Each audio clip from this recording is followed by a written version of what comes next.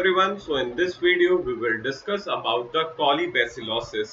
So without any further ado, let's get started. So simply the colibacillosis, it is an infection that is caused by the E. coli, which is normal inhabitant of the digestive tract of the mammals and the birds. Only a few E. coli are true pathogens and are mainly involved with the enteric disease and are referred as enteropathogenic, enterotoxigenic and enterotoxic E. coli.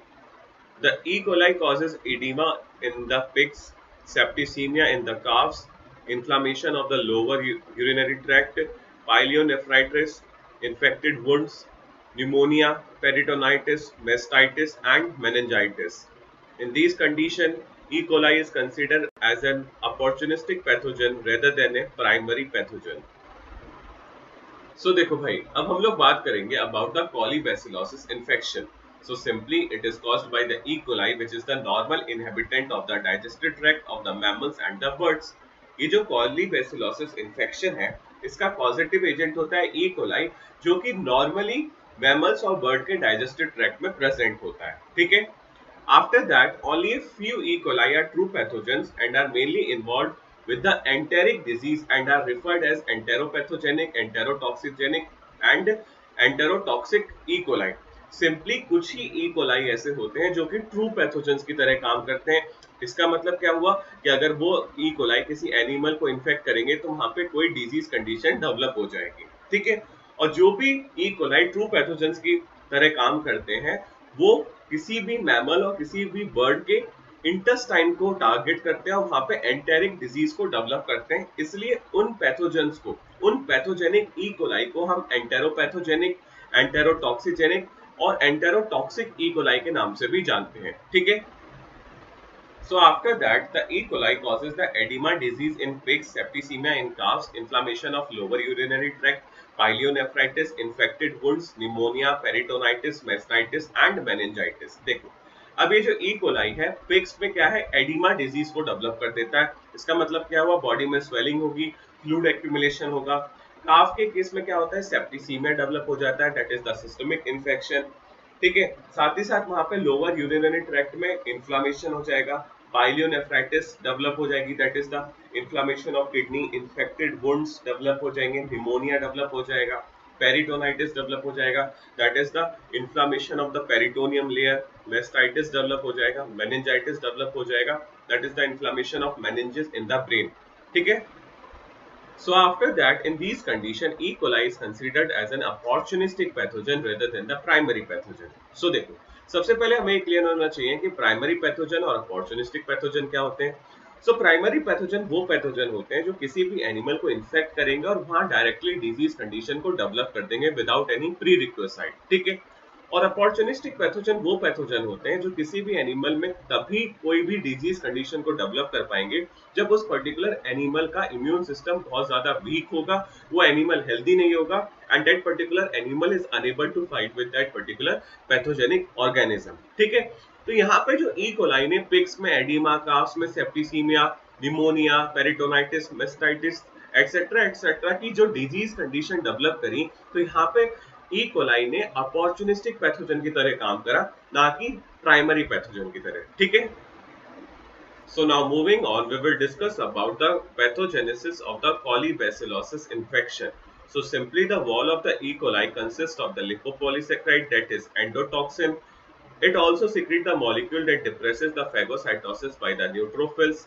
E. coli also secretes the enterotoxin, which is an ADP ribosyl transferase generates excess CAMP, which causes the intestinal epithelial cells to secrete the isoosmotic fluid, resulting in the diarrhea and loss of water and electrolytes.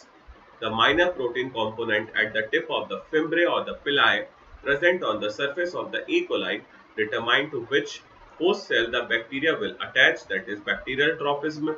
Type 1 protein bind to the mannose and cause the urinary tract infection. Type P protein bind to the galactose and cause the pyelonephritis condition.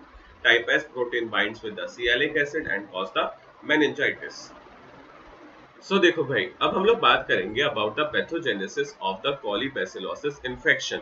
So simply the wall consists of the lipopolysaccharide, that is endotoxin, अब मैंने आपको बताया था कि कॉलीबैसिलोसिस infection का positive agent होता है E coli, और इस ई कोलाई के चारों तरफ एक बॉल प्रेजेंट होती है made up of lipopolysaccharide that is endotoxin, ठीक है। Now it will secret the molecule that will depress the phagocytosis by the neutrophil. अब ये जो वॉल है ई कोलाई की जिसके चारों तरफ लिपोपॉलीसेकेराइड मतलब कि एंडोटॉक्सिन प्रेजेंट है, वो एक ऐसा मॉलिक्यूल सीक्रेट करता है जिसकी वजह से न्यूट्रोफिल अपना एक्शन परफॉर्म नहीं कर पाता। इसका मतलब जो न्यूट्रोफिल्स हैं वो इन पैथोजेनिक मॉलिक्यूल्स को फैगोसाइटाइज नहीं कर पाते, ठीक है। Moving on, the E. coli also secretes the enterotoxin, which is an ADP ribosyl transferase, and it will generate the excess CAMP, which causes the intestinal epithelial cells to secrete the isoosmotic fluid, resulting in diarrhea and loss of water and electrolytes. Simply, E coli के पास enterotoxin भी present होते हैं। अब ये जो enterotoxin है वो कौन सा है ई कोलाई के पास? ADP राइबोसिल transferase. अब ये एडीपी राइबोसिल ट्रांसफेरेज क्या करेगा? जनरेट करेगा एक्सेस सीएएमपी को, जिसकी वजह से जो इंटेस्टाइनल एपिथेलियल सेल हैं होस्ट ऑर्गेनिज्म के, वो सीक्रेट करेंगे आइसोऑस्मोटिक फ्लूइड को, जिसकी वजह से उस पर्टिकुलर एनिमल में डायरिया, लॉस ऑफ वाटर और लॉस ऑफ इलेक्ट्रोलाइट्स की कंडीशन डेवलप हो जाएगी, ठीक है। Moving on, the minor protein component at the tip of the fimbriae or the villi present on the surface of the E. coli determine to which the host cell the bacteria will attach, that is bacterial tropism. देखो भाई, अब ये जो E coli है इसके fimbria पिलाई पे एक माइनर प्रोटीन कंपोनेंट प्रेजेंट होता है जो कि ये डिटरमाइन करता है कि बैक्टीरिया होस्ट के किस सेल के साथ जाके अटैच होगा, और इस फिनोमिना को हम क्या कहते हैं? बैक्टीरियल ट्रोपिज्म, ठीक है। कि उस पर्टिकुलर बैक्टीरिया की किस सेल की तरफ एफिनिटी है, वो किस सेल की तरफ जाके अटैच होगा, वो ई कोलाई के केस में कौन डिसाइड करता है? Minor protein component that is present at the tip of the fimbriae और द पिलाई, ठीक है। So simply the type 1 protein bind the mannose and cause the urinary tract infection. अगर type 1 protein present होता fimbria और पिलाई पे, तो वो जाके मैनोज के साथ बाइंड करेगा एंड वहां पे यूरिनरी ट्रैक्ट इन्फेक्शन की कंडीशन डेवलप हो जाएगी इन द होस्ट एनिमल, ठीक है।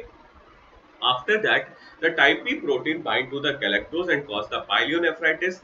अभी जो type P प्रोटीन प्रेजेंट होंगे फिम्ब्रिया और पिलाई पे, तो वहां पे वो जाके गैलेक्टोज के साथ बाइंड करेगा बैक्टीरियल सेल, और वहां पे पाइलियोनेफ्राइटिस की कंडीशन डेवलप हो जाएगी, ठीक है।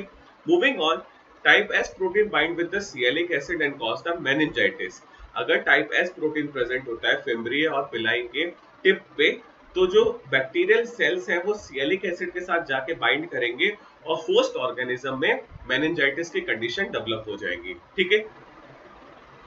So now moving on, we will discuss about the enteric colibacillosis. So simply the three distinct pathogenic mechanisms have been identified with the enteropathogenic E. coli, that is enterotoxic or enterotoxigenic colibacillosis, enteroinvasive colibacillosis and enteroadherent colibacillosis.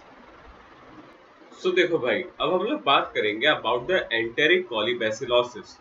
So simply the three distinct pathogenic mechanism have been identified with the enteropathogenic E. coli. अब देखो, अभी जो enteropathogenic E. coli है वो तीन distinct pathogenic mechanism से अपने infection को setup करता है. First one is enterotoxic or you can say enterotoxigenic colibacillosis. Second one is enteroinvasive colibacillosis and third one is enteroadherent colibacillosis. अब हम एक एक करके इन तीनों के बारे में डिटेल में पढ़ेंगे, ठीक है। So first of all, we will discuss about the enterotoxic or the enterotoxigenic colibacillosis. It is also known as the enterotoxigenic diarrhea, that is most common form of the colibacillosis in the domestic animals, caused due to the colonization of the E. coli on the surface of the intestinal cells and the production of toxin. It is most common in the case of the young piglets post-weaning diarrhea, calves, lamb during the first week of the life. It have two classes. Heat labile enterotoxin or labile toxin activate the adenylate cyclase, lead to the increase in the intracellular cyclic EMP, which will lead to the increase in the cellular secretions from the intestinal cells and lead to the diarrhea. The second class is the heat stabile enterotoxin or the stable toxin that will activate the particulate enzyme guanylate cyclase, and it will induce the fluid loss and cause the diarrhea. देखो भाई, सबसे पहले बात करेंगे हम लोग about the एंटेरोटॉक्सिक और एंटेरोटॉक्सिजेनिक कॉलीबैसिलोसिस. So it is also known as the enterotoxigenic diarrhea, that is most common form of colibacillosis in the domestic animal. ये जो एंटेरोटॉक्सिक और एंटेरोटॉक्सिजेनिक कॉलीबैसिलोसिस है, इसको हम एंटेरोटॉक्सिजेनिक डायरिया के नाम से भी जानते हैं. That is the commonest form of the colibacillosis in the case of the domestic animals. ठीक है. After that, it is caused by the colonization of the E. coli on the surface of the intestinal cell and the production of toxin. Basically क्या है, E coli किसी भी animal को infect करेगा, उसके intestinal surface पे जाके divide करेगा, टॉक्सिन का प्रोडक्शन करेगा, जिसकी वजह से उस पर्टिकुलर एनिमल में एंटेरोटॉक्सिजेनिक डायरिया और यू कैन से एंटेरोटॉक्सिक और एंटेरोटॉक्सिजेनिक कॉलीबैसिलोसिस की कंडीशन डेवलप हो जाएगी. ठीक है. It is seen most commonly in the case of the young piglets after the weaning that led to the diarrhea, calves, lamb during the first week of the life. Simply, ये जो एंटेरोटॉक्सिजेनिक diarrhoea है, ये अक्सर हमें young piglets में देखने के लिए मिलता है आफ्टर वीनिंग. ठीक है. और फिर वहां पे डायरिया की कंडीशन डेवलप हो जाती है इन दोस पिगलेट्स. ठीक है. काफ्स में देखने के लिए मिल सकता है, लैम्स में देखने के लिए मिल सकता है during the first week of their life. ठीक है. So now moving on, the toxins produced by the E. coli have the two classes. The first class is the heat labile enterotoxin or the labile toxin that will activate the adenylate cyclase, leads to the increment in the intracellular cyclic AMP, which will lead to the marked increase in the cellular secretions from the intestinal cells that will lead to the diarrhea. Simply, जो E coli है वो दो तरीके के toxins को release करता है. ठीक है. एक होता है हीट लेबाइल एंटेरोटॉक्सिन, जिसको हम लेबाइल टॉक्सिन के नाम से भी जानते हैं. ये सिंपली क्या करता है, एडेनाइलेट साइक्लेस को एक्टिवेट करता है, जिसकी वजह से इंट्रासेलुलर साइक्लिक एएमपी बढ़ जाता है, जिसकी वजह से क्या होगा, इंटेस्टाइनल सेल्स का सेलुलर सीक्रेशन बढ़ जाएगा and that will lead to the diarrhoea in the host organism. ठीक है. The next class of the toxin is the heat stabile enterotoxin or stabile toxin that will activate the particulate enzyme, and it is guanylate cyclase that will induces the fluid loss and diarrhea. Simply, E. coli के toxin की second class है heat स्टेबाइल enterotoxin, जिसको हम stable toxin के नाम से भी जानते हैं. ये टॉक्सिन क्या करता है, एक पार्टिकुलेट एंजाइम है गुआनिलाइट साइक्लेस, इसको एक्टिवेट करेगा, जिसकी वजह से होस्ट एनिमल में, होस्ट ऑर्गेनिज्म में फ्लूइड लॉस और डायरिया की कंडीशन डेवलप हो जाएगी. ठीक है.